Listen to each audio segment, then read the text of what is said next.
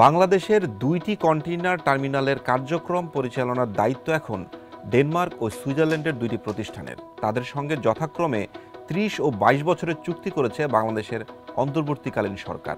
এই চুক্তির পর থেকেই তৈরি হচ্ছে নানা আলোচনা সমালোচনা। কি রয়েছে এই চুক্তিগুলোতে? অন্তর্বর্তী সরকারই বা কি বলছে? এসব কিছু নিয়ে কথা বলবো আজকের স্টার এক্সপ্লেন্সে। চট্টগ্রামের লালদিয়া কন্টেইনার টার্মিনালের ডেনমার্ক ভিত্তিক প্রতিষ্ঠান এপিএম টার্মিনালস ও পানগাঁও অভ্যন্তরীণ কন্টেইনার টার্মিনালে সুইজারল্যান্ড ভিত্তিক প্রতিষ্ঠান মেডলক কার্যক্রম পরিচালনার দায়িত্ব পালন করবে। চুক্তি অনুসারে লালদিয়া টার্মিনালে ৩০ বছর ও পানগাঁওয়ে ২২ বছর ব্যবস্থাপনার দায়িত্বে থাকবে এই প্রতিষ্ঠানগুলো। গত ১৭ নভেম্বর সোমবার ঢাকার একটি হোটেলে আয়োজিত পৃথক দুটি অনুষ্ঠানে চুক্তি দুটি সই হয়েছে, কিন্তু প্রকাশ্যে চুক্তি সই হলেও চুক্তির বিস্তারিত তথ্য আনুষ্ঠানিকভাবে জানানো হয়নি।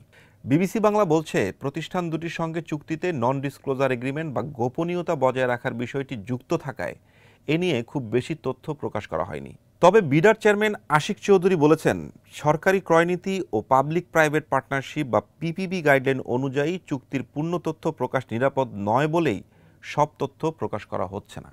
এছাড়া স্বচ্ছতা বজায় রাখা ও বেসরকারি অংশীদারের গোপনীয়তা রক্ষার বিষয়টিও সামনে আনছেন তিনি।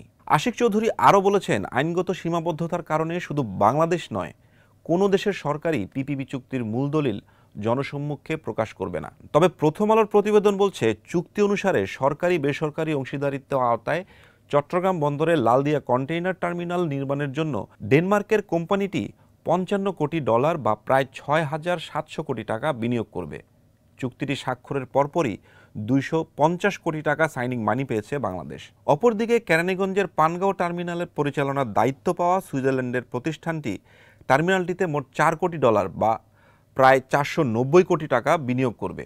এক্ষেত্রে সাইনিং মানি হিসেবে বাংলাদেশকে তারা দিয়েছে ১৮ কোটি টাকা। চুক্তিসই অনুষ্ঠানে জানানো হয়, লালদিয়া টার্মিনালে বছরে ৮ থেকে ১০ লাখ কন্টেইনার উঠানো নামানোর সক্ষমতা থাকবে। এর মধ্যে ৮ লাখ পর্যন্ত প্রতি কন্টেইনারে $২১ করে পাবে বাংলাদেশ সরকার, আর ৮ লাখের বেশি কন্টেইনার ওঠানো নামানো হলে প্রতি একক কন্টেইনারের জন্য পাবে $২৩ করে। অন্যদিকে পানগাঁও নৌ টার্মিনালে বছরে ১,৬০,০০০ একক কন্টেইনার হ্যান্ডলিং হবে বলে জানিয়েছে দায়িত্ব পাওয়া সুইজারল্যান্ড ভিত্তিক প্রতিষ্ঠান মেডলক। প্রতি একক কন্টেইনার থেকে $২৫০ করে পাবে বাংলাদেশ সরকার।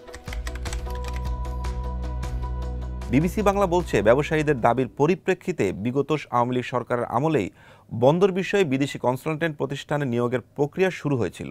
২০২৩ সালে চট্টগ্রাম বন্দরের পতেঙ্গা কন্টেইনার টার্মিনাল পরিচালনার দায়িত্বে সৌদি আরবের একটি প্রতিষ্ঠানকে দিয়েছিল তৎকালীন সরকার। বিগত আওয়ামী লীগ সরকারের আমলে নিউমোরিং কন্টেইনার টার্মিনাল ব্যবস্থাপনার দায়িত্ব দুবাই ভিত্তিক একটি বিদেশি কোম্পানিকে দেওয়ার প্রক্রিয়া শুরু হয়েছিল।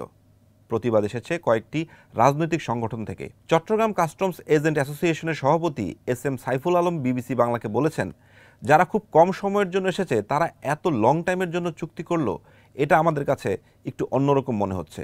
অপরদিকে বিবিসি বাংলা বলছে, বিডার নির্বাহী চেয়ারম্যান আশিক চৌধুরী দাবি করছেন যে বন্দরের দুর্নীতি ও অনিয়মে যারা জড়িত তাদের কাছ থেকে এই সিদ্ধান্তের বিরোধিতা আসছে।